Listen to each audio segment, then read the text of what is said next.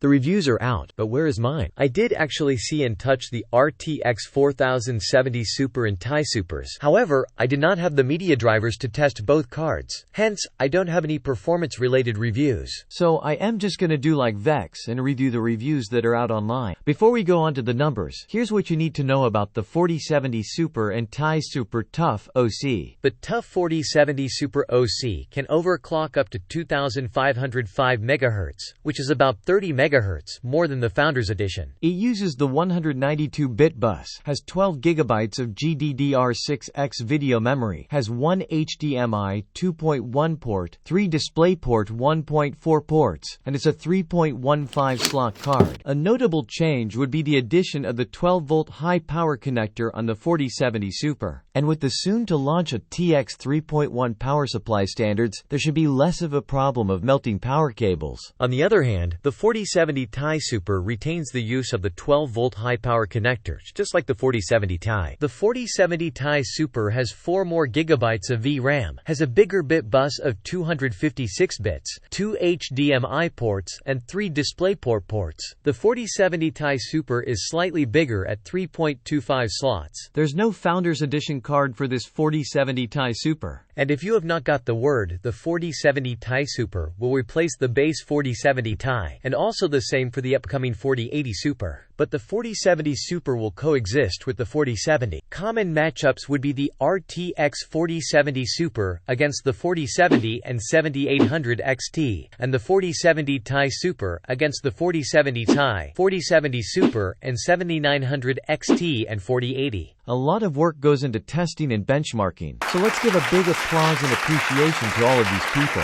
Okay, let's start with the 4070 Super. In gaming, according to eTechnics, the 4070 Super is about 38% faster than the 4070 in Cyberpunk, and about 18% faster in Starfield. The 4070 Super is slower than a 4070 Ti in both games. So it is not surprising. The 4070 Super is in between the 4070 and 4070 Ti in pure rasterization performance. And now let's bring in the 4070 Ti Super. According to Vex, at 1440p, in games like Alan Wake 2, the 4070 Ti Super performs slower than a 7900 XT. In this scenario, Vex has turned on the maximum settings for the game, with DLA and FSRA. The 7900 XT is in the lead, despite Alan Wake 2 being an NVIDIA-sponsored game. If you did not notice, the 4070 Super is pushing really hard, as Alan Wake 2 consumes all of the RAM that the 4070 Super has. In Cyberpunk 2077, the 4070 Ti Super is only 13% faster than the 4070 Super, although it costs 33% more than the 4070 Super. The 7900 XT with its 20 GB of RAM still comes out tops. That said, you do get at least 100 plus FPS at 1440p with high settings. This is graphical performance without any form of upscaling. You will also get really good added performance when you turn DLSS and FSR quality. Each of the 3 graphics cards push out at least 150 FPS with these settings. As for Starfield, it can either still be a very graphically demanding game, or it still requires some form of performance optimization. Even when Vex turned on performance upscaling, the 4070 Super only manages 75 FPS, and the 4070 Ti Super is only 13% faster with 85 FPS. On the other hand, the 7900 XT barely managed to touch 100 FPS with upscaling on. And of course, we have to compare ray tracing performance between the 3 graphics cards. In Alan Wake 2 at 1440p, the 4070 Ti Super does not even touch 60 FPS, even with DLSS quality on. It is 32% faster than the 4070 Super, while the 7900 XT trails really behind with 22 FPS. Ray tracing performance on Radeon graphics cards still need a lot of work, so the 7900 XT has to bite the dust in our ray tracing gaming scenarios. However, you will get better ray tracing performance scores when you turn on DLSS and FSR. The 4070 Ti Super is the most playable GPU with 71 FPS, and the 4070 Super comes close to 60 FPS.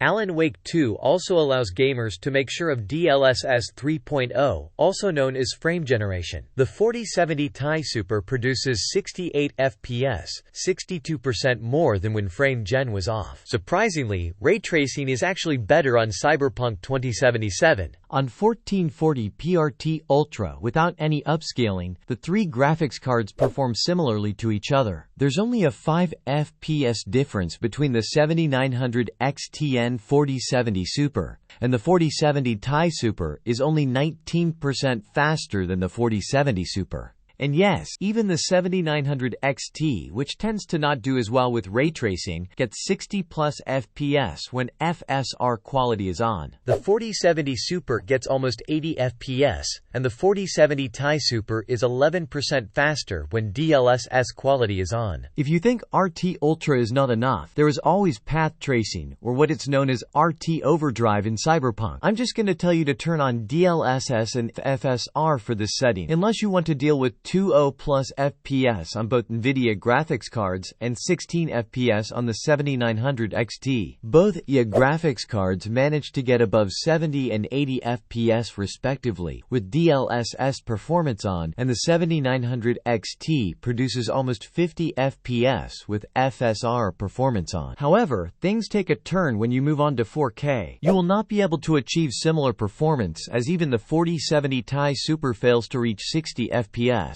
Perhaps that's where frame generation comes in? Yes, perhaps. The 4070 Ti Super almost reaches 60 FPS with DLSS performance and frame gen on. The 7900 XT, which does not have access to FrameGen, or I should say, Cyberpunk does not have fluid motion frames yet, is still stuck with 26 FPS. That said, even though frame generation claims to double your gaming performance, the difference in, let's say, the 4070 Ti Super when FrameGen is off and on is only 32%. Vex's theory was, as the ray tracing cores on the NVIDIA graphics cards also have to handle the upscaling with DLSS performance, there's not enough left for FrameGen, hence the missing performance uplift when FrameGen was on. Okay, next, how do both NVIDIA graphic cards fare in creation? For the 4070 Super in number 1 Photoshop, it is only slightly faster than the 4070, but the 7800 XT is the fastest. In Premiere Pro, the 4070 Super is only slightly faster than 4070. The 7800 XT is much better with the higher long GOP score. If you use media with H.264 or H.265, the 7800 XT is better than the 4070 Super. In DaVinci Resolve, the 4070 Super has a good boost over the 4070. The 7800X scored better in the extended and fusion tests, but performs lesser than the 4070 Super in 4K and GPU effects. In D-Ray, the 4070 Super is 13 to 14% faster than the 4070. There is no support for the 7800 XT. In Blender, there is not much of a difference as compared to the 4070. And the 7800 XT is 60% slower than the 4070 Super. And in Octane Bench, the 4070 Super is 10% faster than the 4070. As for the Ti Super, there is no difference in Photoshop when compared to the 4070 Ti. In Premiere Pro, the 4070 Ti is better than the 4080 because of the price difference. The 1 to 3% performance difference between the 4070 Ti Super and the 4080 means you can save more money if you bought the 4070 Ti Super. But a point of note here, the 7900 XT performed the best amongst the 4 graphics cards. In DaVinci Resolve, the 4070 Ti Super performs similar to the 4080, but the 7900 XT still performs the best. In V-Ray, the 4070 Ti Super is 13 to 14% faster than the 4070 Ti, and there's no support for the 7900 XT. The 4080 performs the best in Blender. And in Octane Render, the 4070 Ti Super is 15% faster than the 4070 Ti. And finally, according to TechNotice, the NVIDIA cards are best suited for 3D applications like Blender, Octane, Redshift, and V-Ray. The NVIDIA cards just have the best drivers, are more stable, and have the best performance. How about AI? Because the 4070 Ti Super now has 16 GB of VRAM, it should be better in dealing with more complex AI tasks such as training deep neural networks on large-scale datasets. I am not very familiar with AI, but I know a high amount of VRAM is required to conduct such tasks. Power consumption and load temperatures for both the 4070 Super and Ti Super are okay. In games, the 4070 Super consumes 219 watts, and the Ti Super uses about 283 watts. In creation, the 4070 Ti Super consumes the same amount of power as a 4070, which is 285 watts. This is a good point, as you will get better performance with the same amount of power draw. As for the 4070 Super, it uses 220 watts, which is 20 more watts than the base 4070. The 4070 Super runs at an average of 61.3 degrees C, with a memory junction temperature of 72 degrees Celsius. The 4070 Ti Super runs slightly warmer, with an average of 63 degrees C, and a memory junction temperature of 74 degrees Celsius. However, even with all of these positive points for the Super and Ti Super, I believe that sales for these two graphics cards are not so good. There's not a lot of movement, which is not surprising. Perhaps because people may see them as a refresh and are not sure if they are worth to get. There are also others who may prefer to get the AMD Radeons now, because they are cheaper and perform as good or even better. And there are rumors that RTX 50 series graphics cards may surface in Q4 of 2024